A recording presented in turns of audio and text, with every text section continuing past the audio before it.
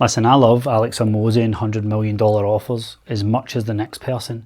But what if I told you everything in this book is redundant unless you figure these things out first? In this video, I'm going to cover all of it so you can take it to market, then your offer kicks in, and then you can make a ton of money. Times are tough for running a business these days, especially online. So there comes a time where you have to go back to the drawing board, and there's a lot of help and support out there to help you with your offer, to help you with your accountability, to help you with your structure, to help you with your market and your ads, you name it, it's all there. But I think people are skipping and learning to run before they can walk. And over the last few months, I've been doing a lot of soul searching with our business, and I've kind of came to a conclusion of where we're at now. And I'm very, very excited by it, excited, nervous. And I did a process, and it's a process that might seem basic on the outside, but once you do it, you're going to wish you'd done it sooner. So I want to take you through that exact process today. So you'll see this very strange looking shape here. I did draw it beforehand, because otherwise if I drew it while I was filming, it would have ended up messy. So I think we have to start with what we actually want. So in here is what we actually want from our business, or at least from the activities that we do in our business. Obviously we want more revenue, more profit, more time, and to live an amazing life or whatever. But although it sounds like a bit of a buzzword, I think ultimately what we want is clarity. Every single team member and yourself wants clarity when they wake up. Okay, how do I improve my business today? What do I work on? How do I take it to the next level? And you know that business takes time to grow and things like that. But ultimately, if you could just get clarity every single day you wake up, regardless of what's happening with AI, regardless of all these new things that keeps coming up, as long as you've got clarity, you'll be able to execute. And when you execute, you typically get a result from that execution. So I think if we just start with clarity, this is a good place to center this whole structure around so that you can ultimately reposition your offer and grow your business. So next thing we want to look at here, and you've seen me talk about this quite a lot on the channel, is positioning. It's really, really simple. Where do you sit and what do you own within your market? What do you own? I should probably swap these pens about, but this is what you really have to sit on. And when I looked at the MRR agency in its current form for the last 2 years, what did we own? Well, we owned MRR. It was great, it's everywhere. Like MRR was our thing, we owned that position. And sometimes you can own a position based on your bias, based on something you're excited by, but it can also be the thing that you're avoiding. So you just do the opposite of what you're avoiding. Now you often see this in like sort of fitness and other service-based businesses where they kind of slate one thing that they don't do. Typically you get these kind of like woo-woo type people where they're like, oh, don't try to sell to people, don't send DMs, don't do sales calls. Just people will come to you, just be yourself, be authentic. What they're basically saying is, I don't like doing all of that stuff, so I'm just going to try and take this path with it. Whatever way you think's right, you're right. But certainly for me, I think that you've got to have a blend of the two. You've got to have something you're passionate about and that you can genuinely position. And I think you've also got to look at all the other aspects, the opposites of what you do, because that's when you truly find a position within the market that you can own. The next part to look at is competitors. Now you often hear in business like, oh, don't look at your competitors, focus on yourself and stuff. But actually, I think you have to really, especially these days, and especially how easy it is with AI, you have to map your competitors. Now, I kind of knew, I sat there, and I don't know if you do this as well as a business owner, but you kind of look and go, okay, there's the market leader, there's the bottom of the barrel, I'm somewhere in between this phase here, I might just be about there. And that can be useful to get you off the ground and get you moving forward, but after a period of time, you really have to zoom out and go, okay, can I challenge everything I just said there? Now that we're 6 months, 12 months down the line. For example, you say he or she is the market leader and you say you're here.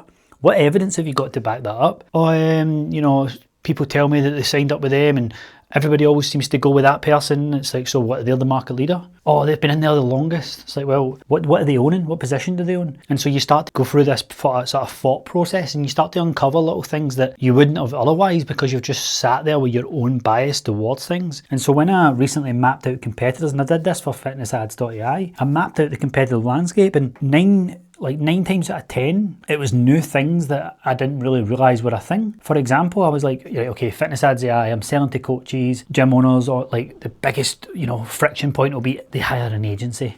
Not at all. These, the particular market that we mapped out, they actually, their competitors are leaving the industry. Like actually not staying as a fitness business. That was one of the biggest competitors. And so we had to map that out. And so I urge you now that, with the rise of AI, you can run a really, really solid competitor landscape and map it out. And that's where you can come back to, okay, what can I own within this landscape? Next up is pains. And specifically for pains, we want, if ideally, I've changed colour.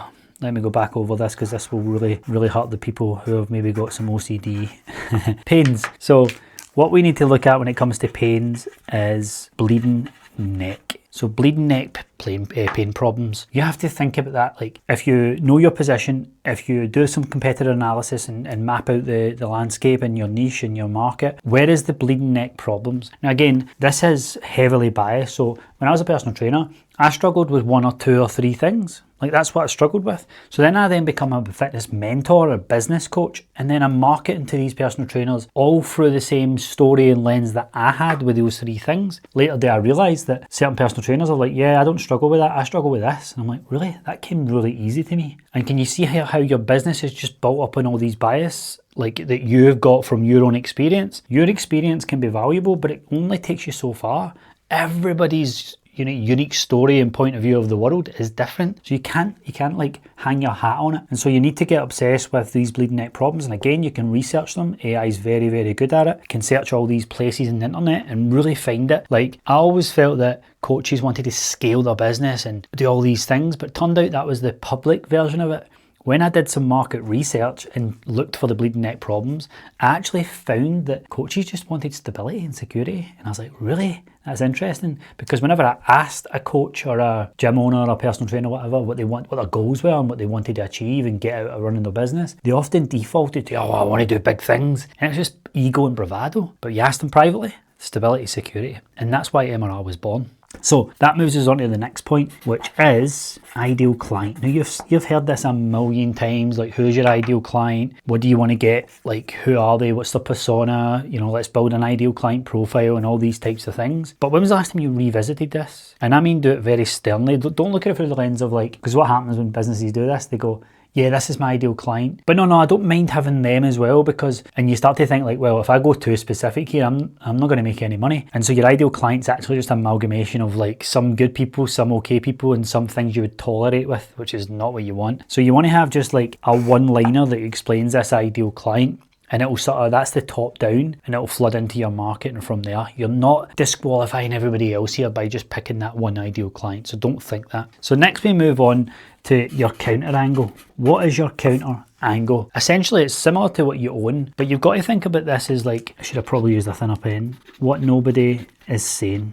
What is nobody saying here? So no one was talking about MRR in this industry. MRR was usually associated with like SaaS businesses and stuff. And so I took that over from the SaaS business and put it into the coaching space. It's like recurring revenue. It's like, why is that important? And I had to educate people on why that was so important. But for some businesses, it's very, very obvious. And so nobody was talking about that. Nobody mentioned the word MRR in the fitness space until I mentioned it. None. Think about that for a minute. And so whenever you have that conversation about MRR, you think of me. You think of the agency and you think of me always shouting for the rooftops about it. And that can really, really have a competitive edge over anybody else that you've mapped out. The next thing is market reality. And I'm just going to write one word here. Real. Like, what is the real reality? Remember what I says here? Every part of this, we have created a bias inside our head, or we've heard things from other people and we've just taken it as verbatim and we've just ran with it. You ever get that? You ever one day wake up and just challenge your thoughts on something that have been there for years and you have a breakthrough? And that's what happens with your market reality. Like, especially in this scarcity driven mindset these days, people are like, oh, this won't work. It doesn't work for that niche. It doesn't work in this particular type of industry or business. And I learned this the hard way when I took a business on. And I wanted to make sure we're speaking in their voice and they're the expert and we trust them, they know the market better than us. And we skipped that stage, the market reality stage, and it never landed for the full phase 1, and we had to change in phase 2. And I said, look, for phase 2, we are really going to take over everything here. And they were like, okay. And it worked because we just looked, we researched the competitors, we looked at the reality of the market, and then we were able to find that information and position the business separate from the rest. And that was the big light bulb moment I had. So you can't skip market reality. You don't know better than the market, right? So next up, we have outputs. So really what happens here is like when we, let me just create a little jigsaw piece here. What happens when we piece all this together? Well, we get outputs. And this is where you've really got to sit and work on it based on everything I've covered today. So first thing you get, let me just go in red. You get, no, let's go this red here. You go and you summarize your position statement. You come out and you decide what you're going to own within your market. You then have a realistic view on the competitor landscape, not a biased one that you have literally used search engines, AI, and you've went out and put that out there. Now you can also do this for market research and things like that as well. Next, we're looking at bleeding neck problems. And honestly, if you can get 1, 2, 3 of these problems and just fixate on them with your social media content over the next few months, only find ways to talk about those 3, you're on to a winner. Next, we have ideal client profile, so ICP. I want you to go down and actually just figure out exactly what you want from this. Now, there might be a section, I'm not going to make this any more messier, but there might be a point where you have to just accept the fact that based on the research, based on the market reality, and based on your counter angle, this ideal client profile might have to change a little bit, because there's a lot of businesses who have this ideal client profile, but the market just can't serve it. A perfect example of this is like gyms in a certain postcode. They've got these really strict ideal client profile rules. They have to train really hard. They have to love training. They have to live and breathe it. So you do know you've got like 15,000 people in your town and you're right next to a bridge. So there's a big gap for people to come over that bridge and go to your facility. And you've now taken that population and shrunk it right down to people who are advanced at training. Can you see how that doing this research starts to make you realize what sort of opportunity you're actually in? Now that's an extreme example, but it's true. Next, we are going to find your counter angle. What's the angle to counter the competitors? You go and find that. Happy days. Then we never really mentioned it in this particular section because this is all important first, and then you go to the next page. Unfortunately, everybody starts with this. They try and validate their offer validation. So they watch Hormozi, they read Hormozi's book and they go, right, I need a $100 million offer and I'm going to build it like this. And they start with that and they haven't done any of this. And that's the big problem that I'm seeing right now. Hey, what do you think of my offer? And they send you, and it's like, where's it came from? It came from your bias, and that's the big problem. Now, the last part of all of this, which is the most exciting part, is you go to market. You take all of this that you've just learned, and you go to market. And an offer doesn't matter unless you have finalized all of this.